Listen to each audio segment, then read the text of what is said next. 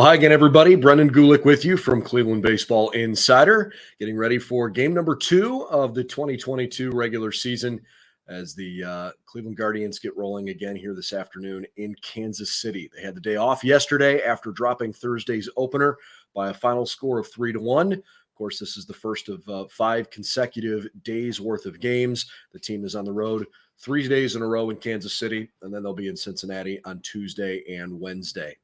Starting lineup came out today, and of course, it's got one notable change, and that Amed Rosario is playing shortstop instead of left field, where he was on opening day.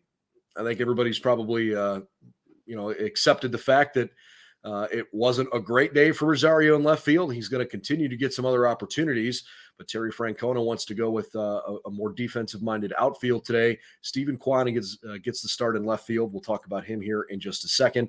Oscar Mercado is in the starting lineup. He's out in right field. Starting lineup today includes Straw at center, Kwan in left, Ramirez at third, Franmil Reyes is DHing today, then Rosario at short batting fifth, Bobby Bradley at first base hitting sixth, Mercado's in right batting seventh, then it's Jimenez at short and Austin Hedges catching here today. Zach Plesac gets the start for the Guardians. First start of the year for Plesac, and I think we're really looking forward to seeing what he's got in store because when he was at his best last year, he was very, very good. And I think the Guardians are hopeful he's going to give them a pretty good season here in 2022. He's opposed today by Brad Keller, who unfortunately for Keller, but perhaps fortunately for the Guardians, is coming off of a pretty poor season. Keller was actually one of the worst pitchers in Major League Baseball last year. His record was 8-12 with a 5.39 ERA. His extended metrics, not particularly good. He was in the 9th percentile of Major League pitchers in hard hit percentage. All the way around. Exit velocity was bottom quartile.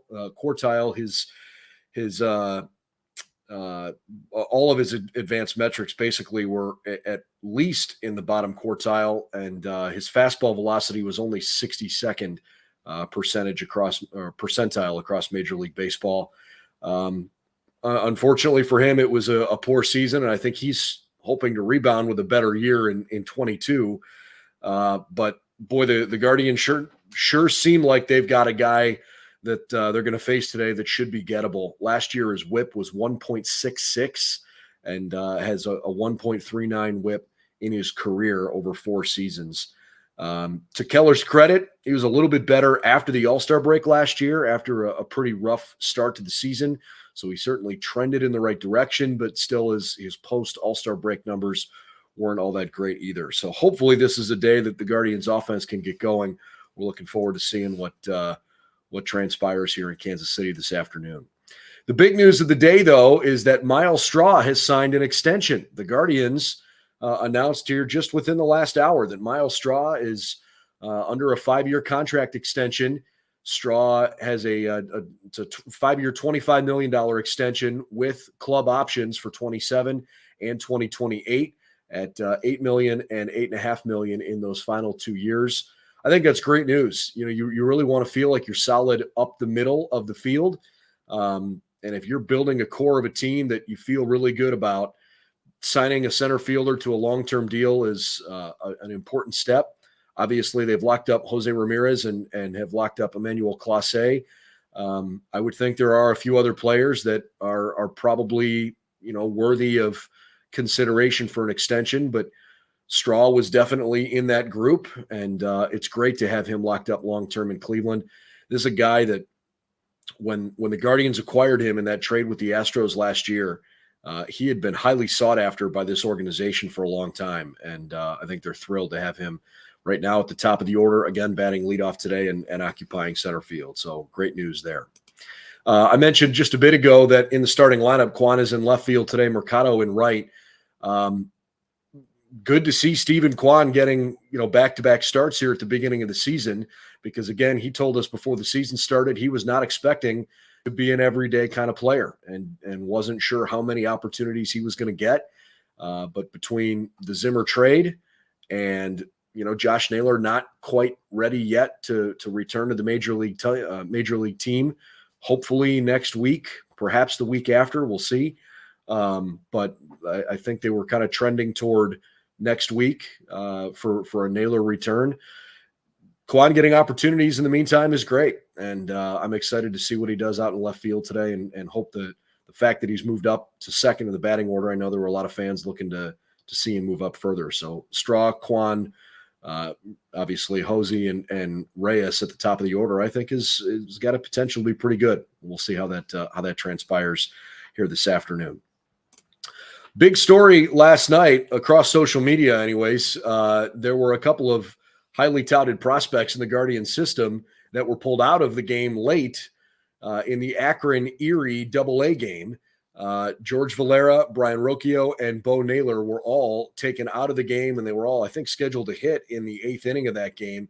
And it gave fans a little bit of a moment of, wait a second, are we about to pull off a big trade and maybe flip some of our top prospects for a big name player? That ended up obviously not being the case, but there is an explanation for all of that. And for more on that, we're going to go to Todd Paquette, who actually joined me last night when I hosted on 92.3 The Fan in Cleveland. Todd addressed exactly that situation. Yeah, that was interesting. Was following along tonight for their opening night versus Erie, and it came up in the 9th inning, and Valera was supposed to be up and Rocchio was supposed to be up, and they were sub 4, and went immediately and kind of posted that on Twitter, and then I did some sent some inquiries in and found out no, there is no trade happening. So if you're fans of those, it was Brian Rocchio, George Valera, and Bo Naylor taken out in the 8th inning on the defensive end, and then they didn't obviously bat in the 9th. But what's going on is that the Guardians are trying to manage their innings early on in the season.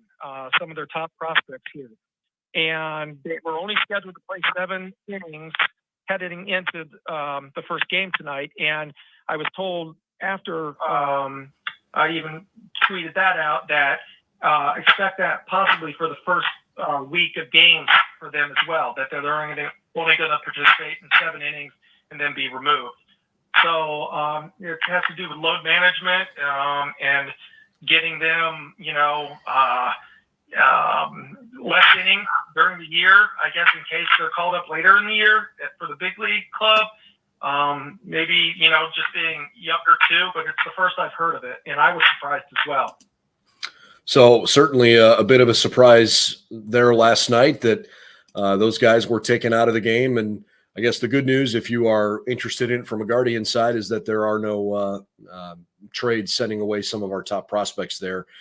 I've never really heard of that from a position player standpoint, but perhaps just because it was, a condensed camp, even on the minor league side, that they want to manage the number of innings and try to get those guys built up the way they think they need to. So anyways, could have been something, ends up being nothing, but of course we try to address those things with you along the way when we can. Last but not least, and this was scary. I don't know if you saw this last night in the New York Mets Washington Nationals game. Realize this isn't Guardians related news now with, Francisco Lindor no longer in Cleveland, but still a scary scene last night. Francisco Lindor was hit by a pitch basically right along the flap that protects the side of his face. The news, thankfully, is that he's okay. But it was a pretty scary moment last night in the nation's capital. The benches cleared. Steve Cishek from Washington was pitching, and I don't think it was intentional, but there seems to be a little bad blood right now between the Nationals and the Mets. And as you can imagine, there were some pretty unhappy people that, for a guy like that, your franchise player, to get hit in the face is certainly not good. Buck Showalter spoke after the game with the media. I want to share with you what Buck had to say.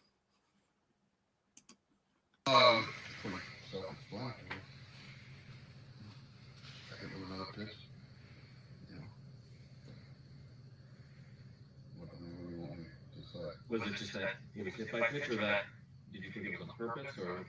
I don't know. Umpires thought it was worthy of an injection, so I'll leave it at that. It was just good move, I thought, by their crew. When you left the dugout, went out there, what did you say to the umpire? Well, that's between us and them, but they understood our frustration. How was Francisco doing? I tell you, he's lucky.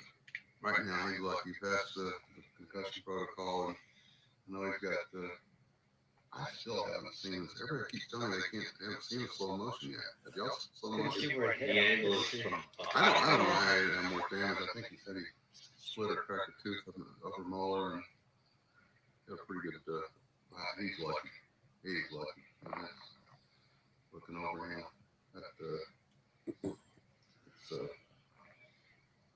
scary initially, and then times like that, when the fourth one, I don't really hear about it. You can't. You're going up in there. Those things can't happen. Well, obviously, Buck Showalter isn't going to.